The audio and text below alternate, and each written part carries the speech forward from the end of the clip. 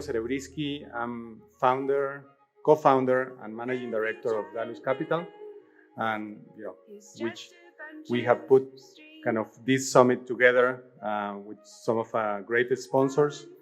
We are very happy to have you all here for this, the first edition of this Climate Innovation Summit. So welcome to all of you. Today, climate change represents the most pressing challenge for humanity. The future of civilization is at risk if collectively we do not achieve a net zero world in the next few decades. The energy transition to net zero and the sustainability focus that requires a collective effort from everybody. We need governments setting up the right climate policies, private companies and NGOs implementing solutions, investors providing the funding required, and citizens to get involved. Especially, we need citizens to exercise pressure through their choices. First, voting for candidates that will give priority to the climate challenge and will create the right policies for change. And second, citizens buying and consuming products from companies that are taking the right steps in sustainability. At Dalus, we are strong believers that multiple solutions are required, including many technological solutions that already exist today or that will need to be developed. We have invited you today because we believe all of you can be part of creating these tech solutions to the climate change challenge. We need a strong climate innovations ecosystem. The objective of this summit is to help the development of such ecosystem in Mexico and in Latin America, and more broadly across the whole continent. We want these 2 days to become a space for learning, discovery, and very importantly, building and strengthening connections between all of you.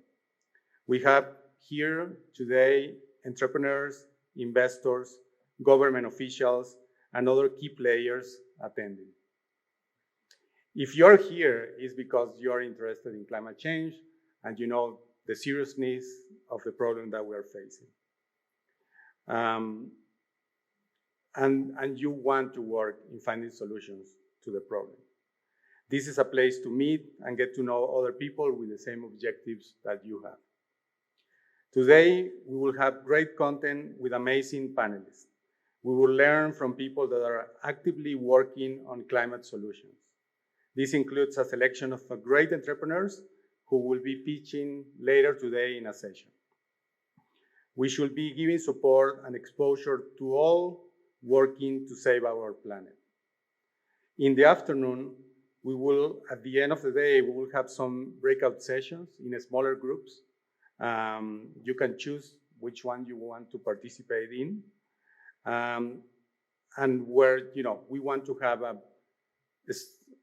dialogue in smaller groups about different topics. Tomorrow, we will have more networking activities where you will be able to continue interacting with other participants of this summit at the historic Círculo Mexicano overlooking the Zócalo in downtown. Also, you will be able to visit the Chinampa del Sol in Xochimilco, in the south of the city, and learn about that special ecosystem, which probably many of you don't know is a UNESCO heritage site and a center of indigenous agricultural innovation in Mexico. It really, if you haven't seen it before, it's an amazing experience to navigate the channels and islands that are practically inside this huge city of Mexico. Now, we will have some words in a video by David Livingstone, the Senior Director for Innovation with the US Presidential Envoy for Climate, John Kerry. So if you can start the video.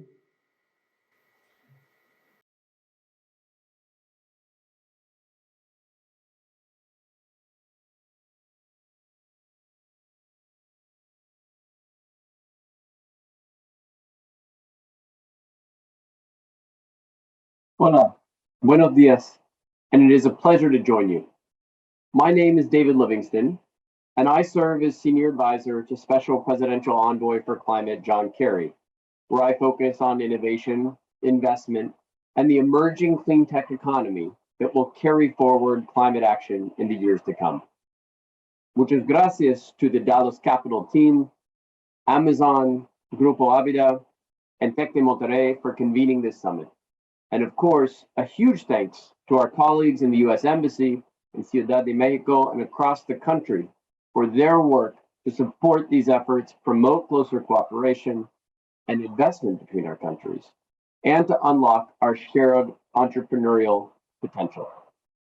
I wish I could be with you there in person, and I hope I'll have the opportunity to travel down to be with some of you soon to see firsthand your innovations, your portfolios, and your plans in action.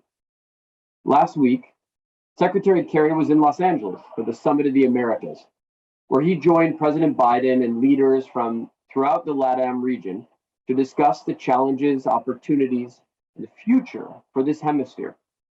The prominence of climate and clean energy issues on the agenda is not just a sign of the times, but a preview of key forces that will be shaping policymaking, powering economic prosperity in the Americas over the years and the decades to come.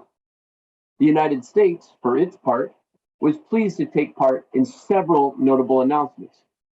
These included welcoming 5 countries, Argentina, Brazil, Jamaica, Guyana, and Barbados, to join the 15 existing members of the Renewable Energy in Latin America and the Caribbean Initiative, the RELAC Initiative, which is a collective ambition effort through which countries in the region are collaborating to achieve at least 70% renewable energy throughout the region's electricity sector by 2030. We also helped to deliver a joint statement among the 4 major regional development banks on mobilizing finance to accelerate climate action for the Americas. Through this effort, these development banks have committed to make as much as $50 billion in climate finance available over 5 years, and to enhance coordination with US development finance entities such as DFC or USAID or Exim Bank to mobilize much more from the private sector. This catalytic capital can provide positive tailwinds to help push forward promising climate innovations, as well as the entrepreneurs behind them. We also had several other key announcements, such as an agreement to launch a US-Brazil rapid response bilateral effort focused on enhancing enforcement to reverse deforestation in the Amazon. Now, this builds, of course, on major momentum at the global level, where we have been focused on increasing climate ambition and accelerating implementation, especially among the largest economies in the world. In Glasgow, countries representing 65% of global GDP aligned their actions with the 1.5 degree target through both their long-term mid-century net zero targets, as well as their 2030 climate goals. This included, of course, the United States. Now, these countries have done this because they recognize that the only way to achieve this goal is by transitioning to reliable, clean, and plentiful energy. They also understand this is a transformational opportunity. Think about it. The energy market this century represents the largest market the world has ever known, with 4 to 5 billion users today, growing to 9 to 10 billion users in the next 30 years, with an entire capital stock that must be turned over, renovated, reinvented, and made fit for a low carbon, zero emissions economy by mid-century. Now, the International Energy Agency tells us that half the technologies we need to reach our goals are not quite yet ready at scale for commercial markets. Let me tell you, we've spent time around the world with Secretary Kerry and our team, with entrepreneurs, scientists, and investors, and I can report with confidence those technologies are on the way, and they are ready to change the world. We've toured a Stanford University laboratory in California, where a team of scientists are developing energy storage solutions that will be more efficient, cheaper, and less reliant on limited critical minerals. We've met with companies developing breakthroughs in long duration energy storage to pair with renewable energy and provide reliable power that can replace the sole option of baseload from fossil fuels. An entrepreneur showed us a prototype of his perovskite solar panel. Perovskite being a material that can be 40% more efficient than today's panels and far cheaper as well. I met with a Chilean company that's using clean energy, clean electricity from solar and wind to produce zero carbon fuels in Houston for use in vehicles around the world.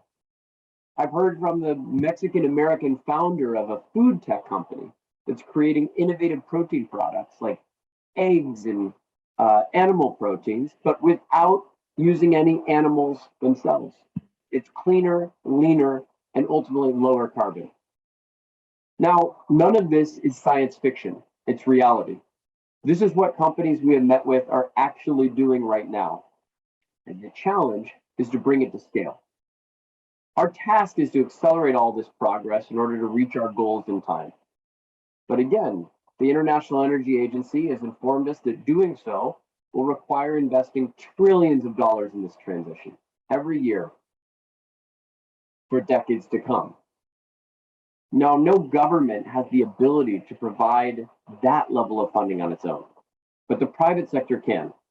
We've talked with asset managers and owners around the world about how they will translate their deployment of capital into investments to achieve this transition. In 2021, a record $755 billion was invested in the clean energy transition. Of that, a record $165 billion was invested in next generation climate technology. Governments and private companies are sending critical demand signals, and those demand signals are already impacting supply. To the private sector leaders, the CEOs, the startups in the room today, I invite you to join us in creating early markets for the technologies of the future, in addition to creating the supply that will meet that demand. That's exactly what we did at COP26, the climate conference in the UK, where President Biden launched the First Movers Coalition. The First Movers Coalition, or FMC as we call it, is a group of world-leading companies that have sent the largest demand signal in history. The companies involved, more than 55 companies representing $8.5 trillion worth of market cap, are equivalent to about 10% of the global Fortune 2000. And each of them is committed to support innovative technologies in so-called hard-to-abate sectors, like steel, shipping, trucking, and aviation, where the energy transition has barely begun. To give you some examples, Ford is committing to 10% green aluminum in their cars. Maersk, the world's largest container ship company, has ordered 8 zero-carbon ships and will do more in the future. Cemex has committed to using almost exclusively zero-emissions medium and heavy-duty trucks by 2030 and is well poised to produce green cement for other companies that will use it in construction projects in coming years. Finally, when it comes to entrepreneurship, there is so much more that we can do together. I would point in particular to the State Department's Connecting Climate Entrepreneurs Initiative that was launched again at COP26 in the UK last year. This is a joint effort between the US government, private sector companies like Salesforce, LinkedIn, General Electric, to address the climate crisis and contribute to economic empowerment in developing countries by nurturing entrepreneurship aimed at climate solutions. The initiative features 4 pillars to support climate change-inspired startups and entrepreneurs. These 4 pillars include capital, expertise, engagement, and deployment. We want to bring the best tools of government and of leading global companies to help scale up the leading ideas and innovations from you all faster than ever before, because we cannot afford to wait for climate solutions to scale. To learn more about Connecting Climate Entrepreneurs, please visit the initiative website or reach out to colleagues at your local embassy or consulate. Now, I want to end on a hopeful note with a reminder that our capacity to innovate should never be underestimated, as long as we have a common vision to work toward. My friends, it is a shocking, but nonetheless completely true fact that half of the engineers who worked throughout the 1960s on the Apollo program to put a man on the moon were only in high school when President Kennedy said in 1961 that we will put a man on the moon by the end of the decade. Think about that. Half of the entire workforce that helped to put that first astronaut up on the moon was still in high school. Our greatest asset is our innovative capacity.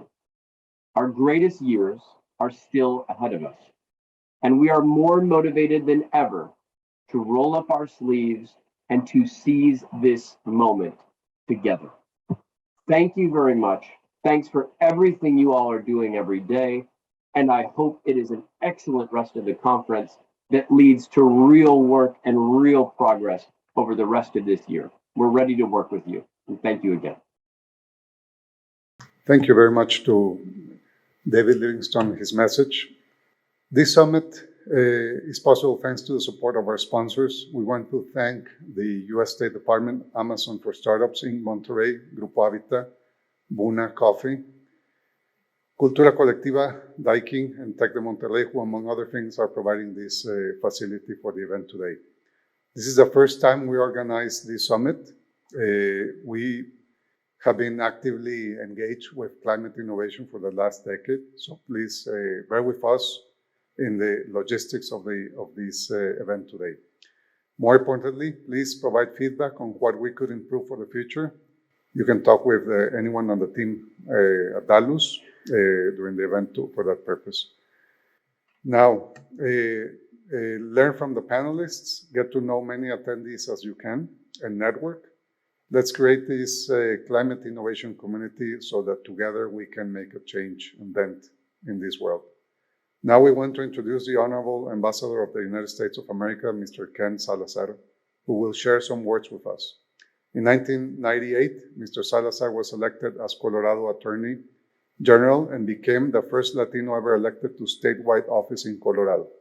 He was re-elected in 2002. In 2004, Mr. Salazar was elected to the United States Senate for Colorado, becoming the first Latino Democrat to be elected to the United States Senate since 1972. In 2009, President Obama nominated Mr. Salazar to serve as Secretary of Interior, where he had a lead role of energy and climate, the nation's conservation agenda, including America's great outdoors and the Indian country. Ambassador Salazar has been a lifelong fighter for civil rights and the inclusion of Latinos. Ken Salazar was sworn in as the U.S. Ambassador to Mexico on September 2, 2021. Welcome, Ambassador Salazar.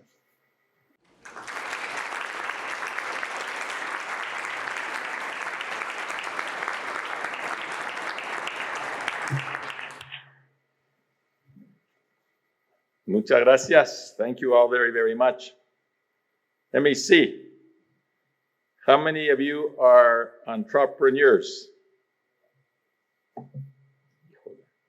How many of you are NGOs?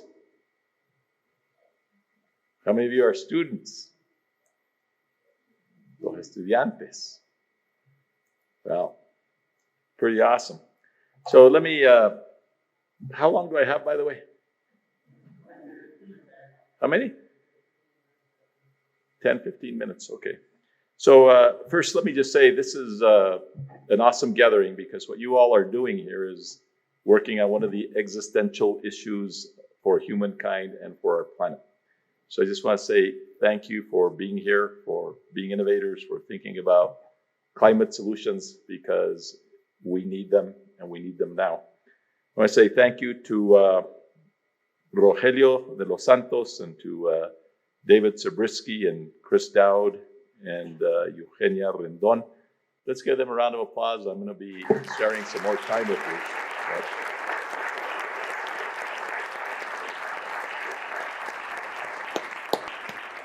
Rogelio was telling me working on their third fund. I was thinking, well, it's probably, maybe 5 million, 10 million, but it's way, way more than that. And so all over Latin America, and it's exactly the kind of innovation and push that we need. So thank you very, very much.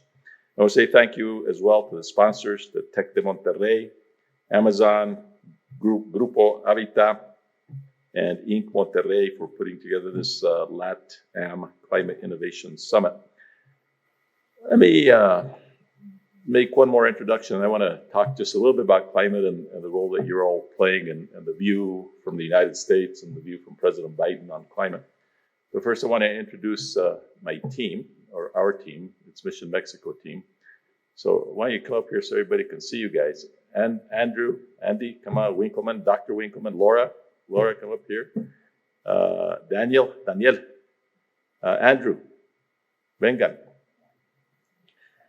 So how many of you keep up with what's happening in the Palacio Nacional these days? A little bit. Some of you probably are critical. Some of you may not be so critical, but I'll tell you, we have been working on the issues of energy, renewable energy, and climate. And this team here is doing a Herculean job for not only the United States of America, but for the world. In the many meetings that we have had, probably 30 hours that I've spent with them just in the last month alone, trying to get a handle on moving forward in a cohesive and comprehensive way where we lasso the efforts of the United States and Mexico on renewable energy and climate. Now, you might think, they're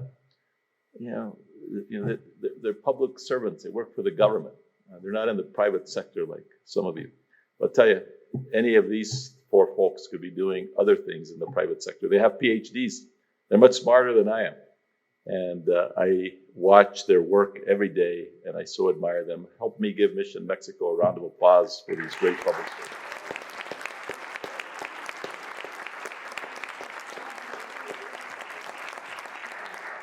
By the way, should I do this in Spanish or English? ¿Cuántos lo quieren en español? ¿Cuántos lo quieren en inglés? ¿O les importa? ¿No importa? No importa de veras. Porque es importante que pueda hablar en lo que quieran ustedes. ¿Cuántos español? A ver, manos arriba. Español. Okay. ¿Cuántos inglés? Híjole. Maybe I'll do half and half. So, you know what, I'll do a little bit of both. But let me start out by just saying about the importance of climate and how I come to the issue myself. I'm a person who spent a lot of time in the outdoors, on rivers, out in the ranch where my family has ranched for centuries in what is now southern Colorado. And I come to the arena of climate through my walk, through many, many different chapters of my life.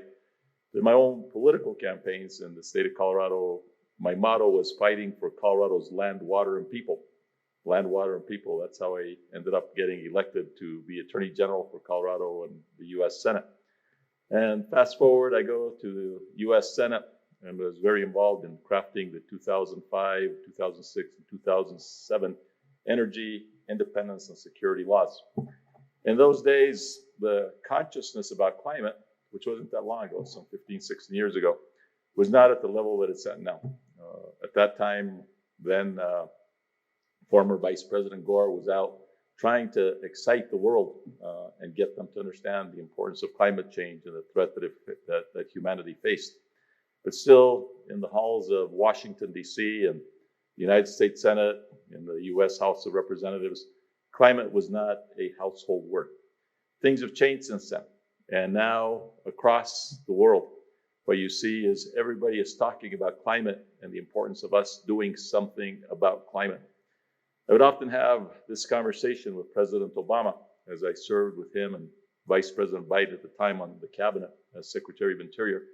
I would say part of our challenge is convincing people that climate is a real deal and that we have to do something about it. We remember talking about it in the context of water, because I said to the president then that farmers and ranchers, many of them very conservative in the United States, saw the reality of what was happening with climate change and water. And we'd see it in the different basins. We'd see it in the Colorado River and the Rio Grande Basin, where we had significant diminutions and great droughts that we had never seen before. And I got to see it firsthand in my travels around the world and around the United States, every one of the 50 states of the United States. I remember being in Montana at Glacier National Park in 2009 or 10, and flying over with the wildlife biologists over Glacier National Park. And the biologists were telling me, you see the few glaciers that still remain. By the time we get to 2020, thereabouts, the glaciers at Glacier National Park will have disappeared. I remember heading up to Barrow, Alaska, to the northernmost point, 200 miles above the Arctic Circle in Alaska, the northernmost point of the United States. And there meeting with the Inuit people who would take me to the places where they would store their whale meat and their caribou. And the tundra there was melting. Much of what they had survived on for time immemorial in terms of the storage of their meats was thawing. And they were having to do different things in the very northern part of Alaska. I remember being at the Chukchi and the Beaufort Sea and seeing the habitat for the polar bear and seeing the ice, essentially the sheets falling into the ocean and the separation between the floating ice and the polar bear habitat on shore. So in a very real way, whether it's water, whether it's Alaska and species like the polar bear, or there's just iconic places like our national parks at Glacier National Park, I saw firsthand what was happening with our world and the changing climate. And over the last 9 months that I've been here in Mexico as the ambassador of the United States to Mexico, I've had the honor of working with this awesome team, but also working with Secretary Kerry to implement one of the strongest visions for taking climate seriously, and that's the vision that President Biden has with respect to climate. From our point of view, we need to deal with climate change, and we need to do it now in order to be able to avoid catastrophic consequences by the warming of our planet. We have probably spent 40 hours here in Mexico with John Kerry and with President López Obrador and his cabinet, talking to them about the importance of renewable energy and climate. Now, where are we going to go with this? Let me comment first on US, Mexico, and Canada. We recognize that the economic power of the Western Hemisphere is right here in North America among our three nations. We also recognize that in order for an economy to thrive, we need to have an energy program that is integrated between the United States and Mexico. And so hence we have been working to try to move forward where we develop additional renewable energy resources in the United States, where we do it here in Mexico as well. So some of the key features of that economic integration driven by the climate reality investments are the importance of being able to stand up renewable energy in a way that has never happened before. We see the United States and the deserts of the Southwest and the winds of Idaho and Wyoming, the great power that renewable energy brings to the United States. We see it here in Mexico as well. The great deserts of the north in Sonora and Chihuahua, the winds of Oaxaca and the south, the geothermal resources of this country. There's no doubt that Mexico can become an energy battery, a powerhouse that's part of this North American clean energy powerhouse. So that's the point of view that we've advocated. It's a point of view which Secretary Kerry, Secretary Granholm from the Department of Energy, and others have really pushed hard in the time that we have been here. Are we making progress? We hope so. It's a day-by-day kind of thing where we identify projects, but at least the doors are open to looking at the possibility of harnessing the power of the sun, the power of the wind, geothermal, and other renewable energy resources. It's important that we do it here because the world will look at what happens in the United States and Mexico, and they will typically follow our lead. And I am hopeful that we will be able to achieve some very ambitious dreams and goals with respect to what we're doing on climate and energy. I came to the United States Department of Interior after having left the Senate and having worked on the Energy and Natural Resources Committee and having written many of the laws that we have. When I arrived with President Obama on January 20th of 2009, we didn't have much of a renewable energy program in the United States.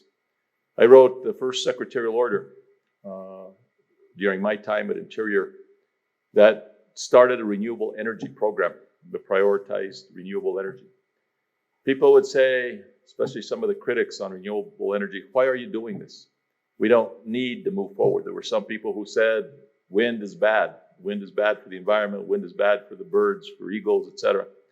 But we decided that we would do it in the right way. We would be smart in the way that we planned to avoid conflicts with endangered species and wildlife. And we would map out the best places for wind and the best places for solar. So we mapped out all the western part of the United States where solar energy zones be able to move forward with solar energy. We mapped out the best wind corridors among the places of the United States and the oceans of the United States. We opened up the first office ever to look at wind energy in the oceans along the Atlantic coast. And we mapped out where the best wind was off the coast of Maine and New Jersey and even in the Gulf of Mexico and even on the Pacific in places like Oregon.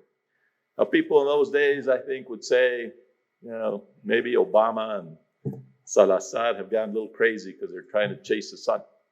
But 4 years later, as I was 4.5 years and 3 months as I was leaving the Department of Interior, we had permitted over 13,000 megawatts of power just on public lands alone. And today, what you're seeing in the United States is a result of some of those efforts. You're seeing the possibility of energizing through clean energy, wind energy, all of the Atlantic seaboard. You're seeing the possibility of transmission lines that will take the electrons generated from wind off the coast of the Atlantic and plug in to the grid of New York City and all the rest of the Atlantic coast. Those are things that are within reach, and they're happening in real time. So I give you that example because you as innovators, as business people looking for opportunity, you're dreaming and you're thinking ahead about what can be done. And with the financial support that you have from the Dalus capital team and others who care about investing in these things, you're going to find solutions that we haven't even dreamt about. I remember in 05, 06, spending a lot of time at the National Renewable Energy Lab in Golden, Colorado, because I was a U.S. Senator, and I was very interested in the future of renewable energy. And I remember asking the director of the center, at the time we were talking about a national renewable energy mandate. We were talking about maybe 5%, 10% at the time. And there were lots of debates that were going on between ourselves and the White House at the time.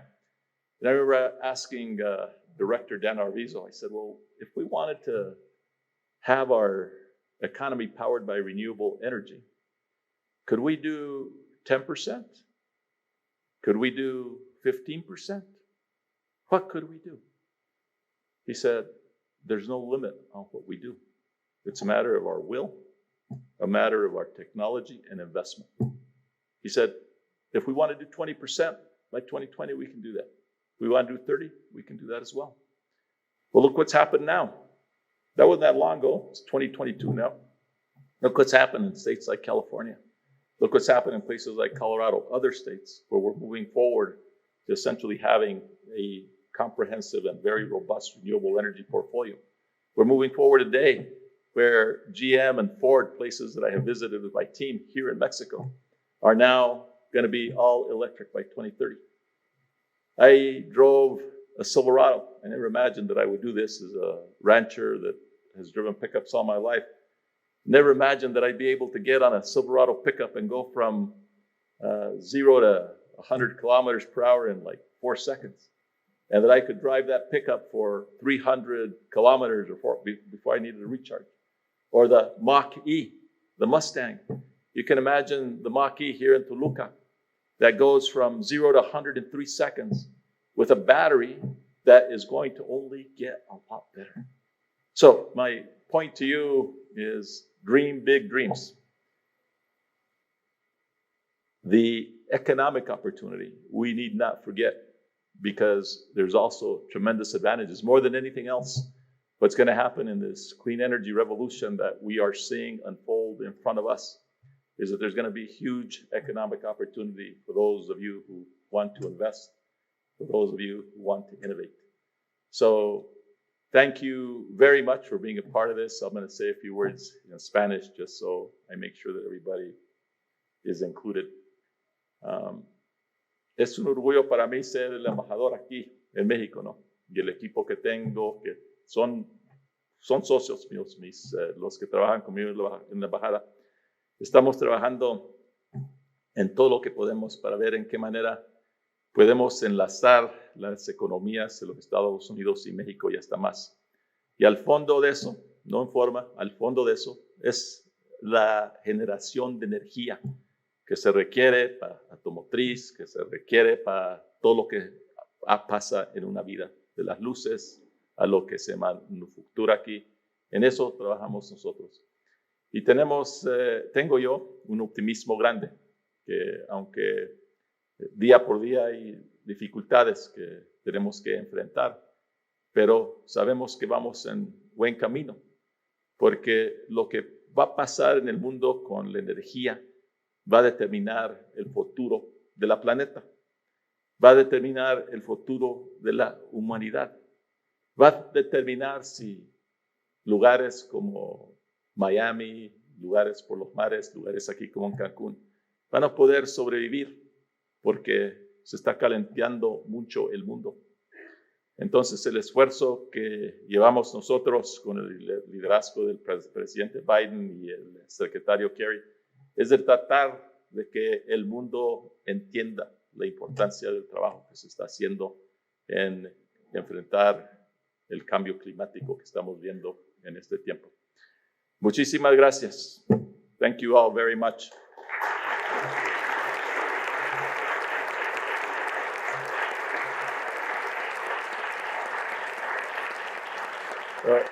Rogelio, if it's okay, can I take a few questions? Can I borrow a pen from somebody? So who wants to ask a question? ¿Inglés o español? No me lo pregunten en alemán porque no lo puedo responder. Pero... Anybody have a question? Yes, sir. Tell me your name. Edgar. Quería preguntar, ¿cómo nos podemos acercar a los programas sobre cambio climático que tienen el gobierno de Estados Unidos y la embajada para poder promover nuestros proyectos como emprendedores? Mira, Edgar, una pregunta muy, muy buena. Acabo de venir de otra reunión donde parte del equipo de la embajada que trabaja en economía tienen financiamiento de los Estados Unidos en forma de muchísimas cosas, ¿no? Entonces, con este equipo acá de nosotros, que es parte de ese equipo de economía, ¿no? Ellos pueden dar más información y ojalá que tengan oportunidad aquí de dar más información que pueda ayudar, ¿no? Para nosotros, las empresas de los Estados Unidos, queremos nosotros que tengan inversión aquí en México. Una empresa, por ejemplo, donde estamos trabajando para que este proyecto ya siga adelante con electricidad solar en La Paz. Ese proyecto es proyecto solar, pero tiene batería. Entonces, después de que se mete el sol, cuando todavía se está usando mucha electricidad en la demanda, por otras 4 o 5 horas puede seguir funcionando por la batería. No. Entonces, hay innovación grande, pero apoyo también, financiamiento de los Estados Unidos que podemos nosotros ayudar. Other questions? Ooh, this is good. Okay, over here on the left.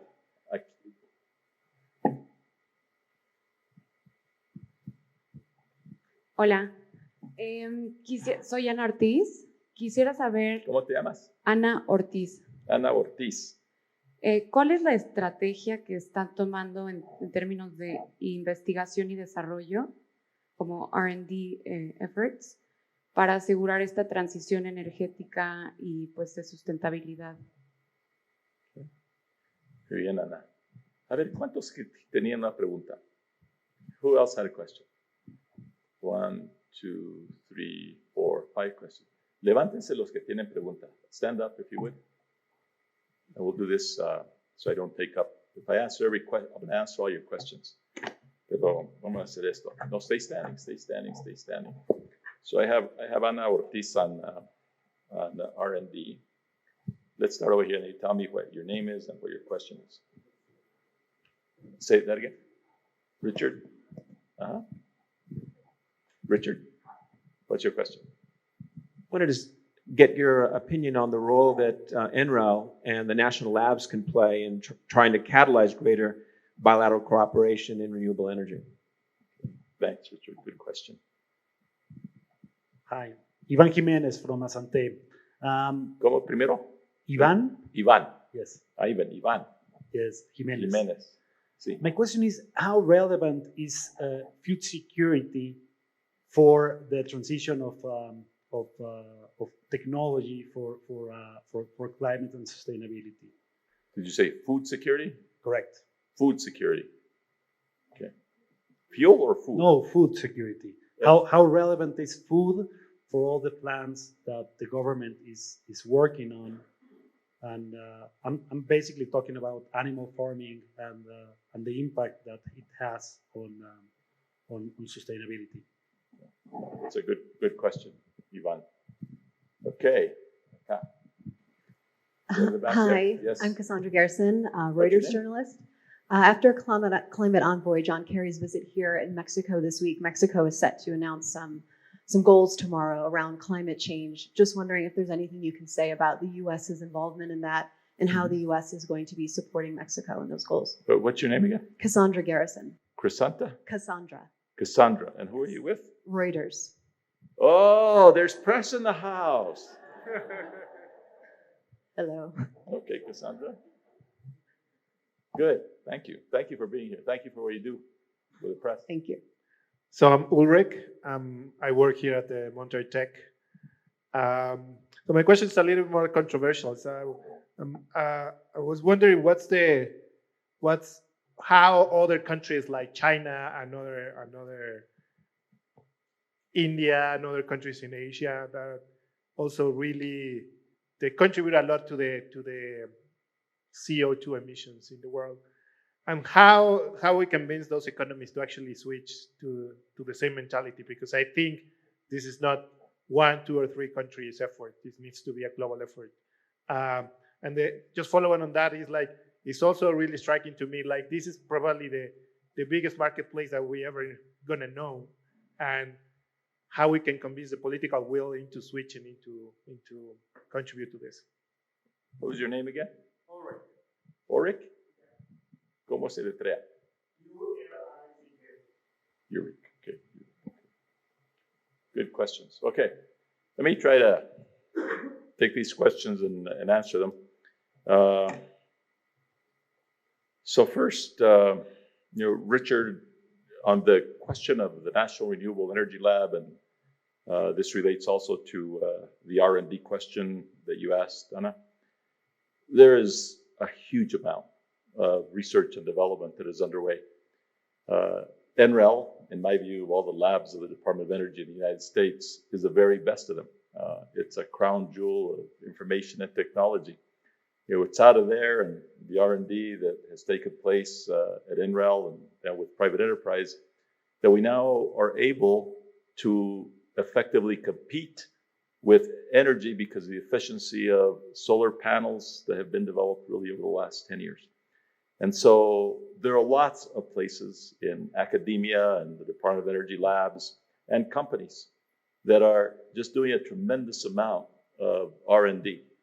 I don't know if this group, but at some point, Rogelio, I think one thing that would be an awesome thing that you could do is to bring this whole group to the National Renewable Energy Lab. They would love to host you.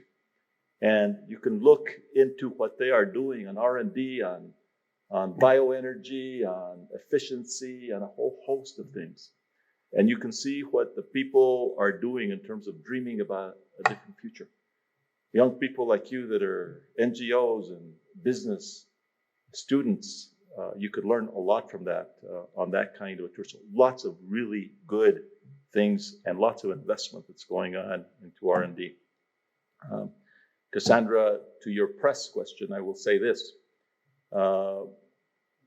Tomorrow's meeting will be a significant meeting because it's a meeting of the major economies of the world, and the commitments that will be made by the different countries will be significant.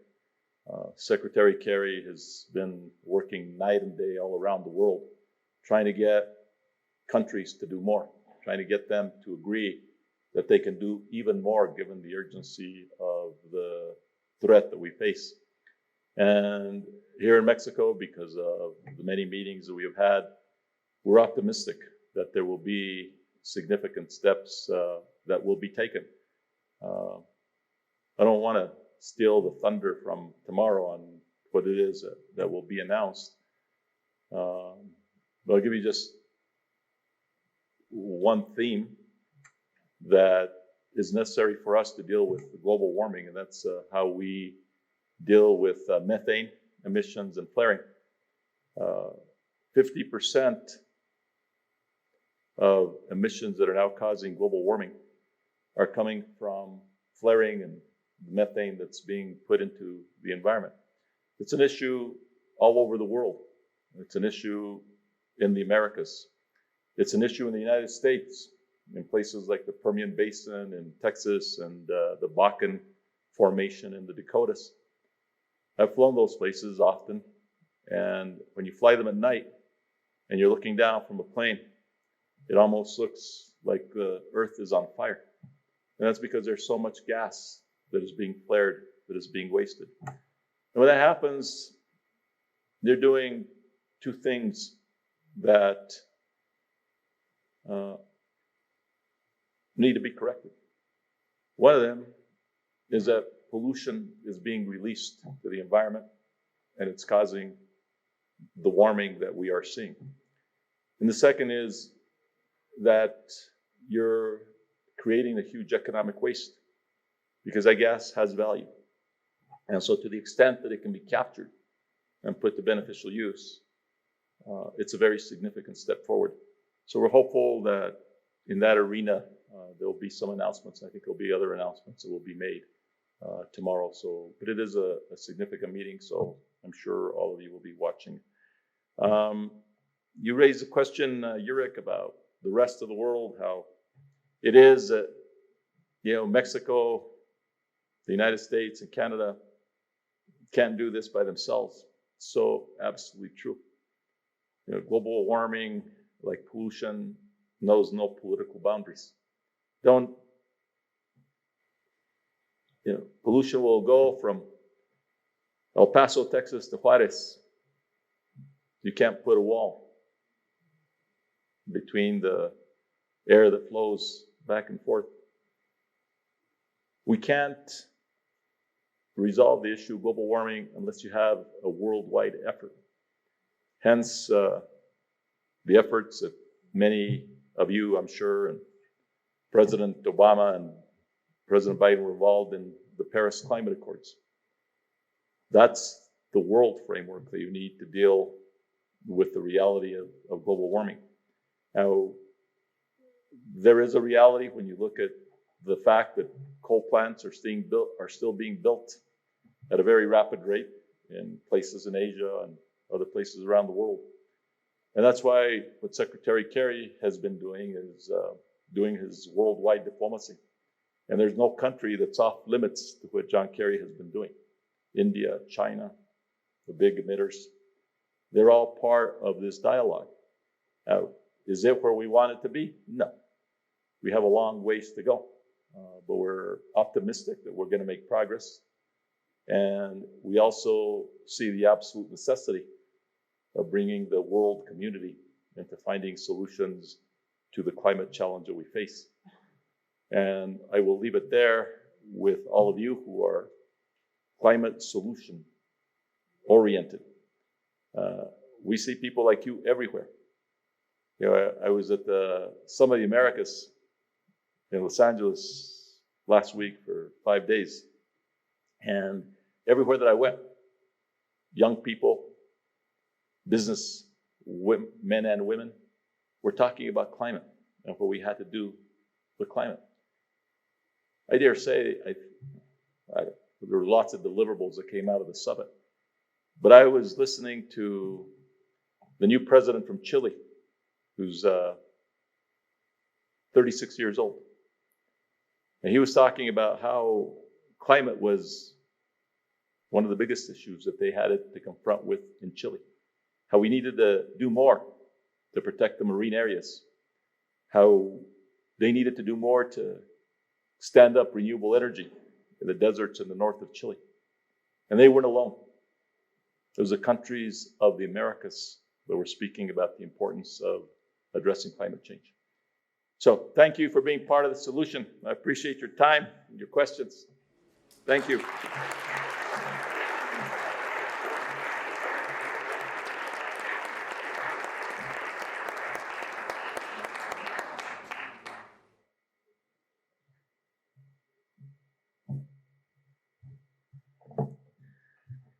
Muchísimas gracias, Embajador Salazar. A todos, es un placer conocerte.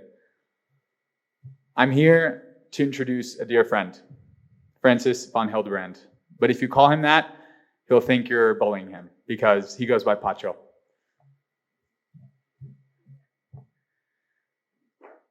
Francis is leading one of the largest global conservation movements through the Gaia Foundation.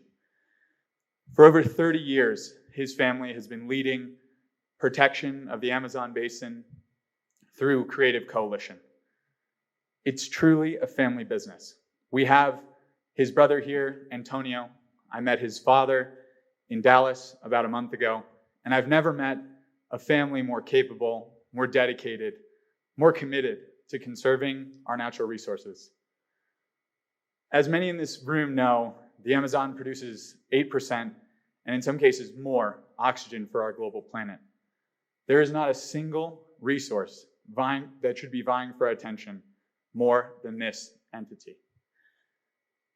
I'd like to just share a few quick examples that really inspired me when I first met Francis, Antonio, and learned about the Gaia Foundation. In 2013, they were critical, instrumental in Colombia about fighting against the FARC's initiatives to take jungle territory. With that, bringing Creative Coalition from government, from the private sector, from indigenous communities. After this speech from Francis we'll hear, we're going to have a panel on Creative Coalition. Personally, I believe this is one of the most critical skill sets necessary to advance a global climate agenda. We need to have everyone at the table. No one reflects this capacity, this ability better than Pacho. So please join me with a round of applause in welcoming Pacho.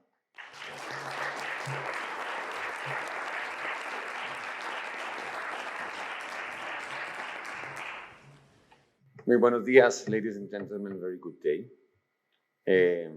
Thank you, Chris, for the introduction and for the invitation. Yes, I'm here. I'm honored to be here representing 3 generations of men and women who have been committed to protect the Amazon rainforest, to work hand in hand with indigenous peoples. One thing that I've learned is that no one culture has the answer to all the challenges. Neither does one sector. It is diversity that is the engine of innovation. It is putting different knowledge systems between indigenous peoples, non-indigenous peoples, between different sectors, different actors, putting different knowledge systems and players into conversation that we can truly innovate the solutions that we need to put into place. There is not one single answer, but there are many angles. And the more angles we put into conversation, the more enriching the conversation is. And the more we can tap into the genius of humanity that is expressed in every culture, in every language, in every sector of academic thought. Over the years, we've protected in Colombia, hand in hand with indigenous peoples, over 25 million hectares. That's the largest continuous indigenous territory in the world, in a territory the size of the UK, and then the north part of the Amazon basin, in partnership with other pioneering institutions, over 100 million hectares. This northern part of the Amazon is critically important. We all know the importance of the Amazon. We call it the lungs of the world. We have many names for it. We know its importance for climate change. We know its importance for carbon stocks. But there are many other reasons why the Amazon is important, and in particular, this northern strip, this northern part of the Amazon, from the Amazon River upward. Well, this is the last healthy strip of rainforest that connects all the way from the Andes to the Atlantic. And it serves like a massive water pump. Trees pump water. They're cloud factories, and they create between 1,000 and 10,000 of liters of water per day of clouds, pumping water from the Atlantic to the Americas. Actually, 70% of water of South America comes from this last great flying river. And I say the last great flying river because the southern part of the Amazon has been so altered that the water cycles are collapsing. The central part is almost at the point of collapse. This northern strip is of Plan C and there's no Plan D. 65% is protected. It's a reachable, it's a realistic goal to protect the last great flying river of the Amazon. I said 70% of South America's water. That's 67% of food production, 65% of energy. When we talk about energy transition, if we don't take into account, of course, where the water comes from hydropower, we're going to be in a pickle. 50% of water resources of Central America and 20% of water resources of North America depends directly on this last great flying river. That means food production, that means jobs. According to the World Health Organization, 3 out of every 4 jobs depends on water. So here the invitation is, when we talk about energy transition, when we talk about putting tech in the service of climate change, is to always keep an open-minded and integral and holistic approach on what is the interconnectedness. I think the last great flying river is just one example of how we're all connected every day here, today, this morning. 50% of the water you drank for breakfast in your juice, 50% of the food you had on your breakfast is directly related to the Amazon. We carry it every day in your business, with your families, in your home, in energy transition, in that. So bringing different sectors into conversation, getting the whole picture together, it's critical. This is exactly what we're doing in partnerships to protect the northern Amazon region.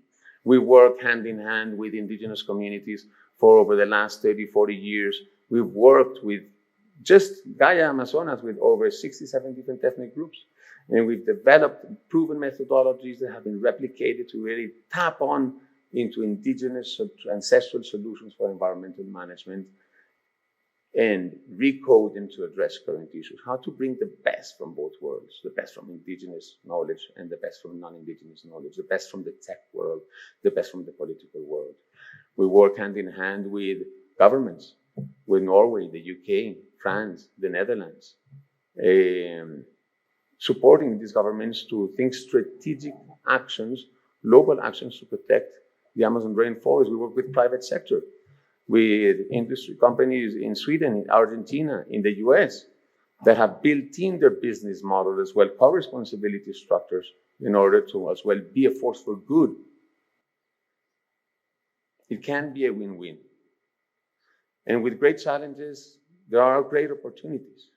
Mr. Ambassador was just mentioning. I have this deep belief that in everything in life, there's always a great opportunity, no matter how dire the situation seems to be.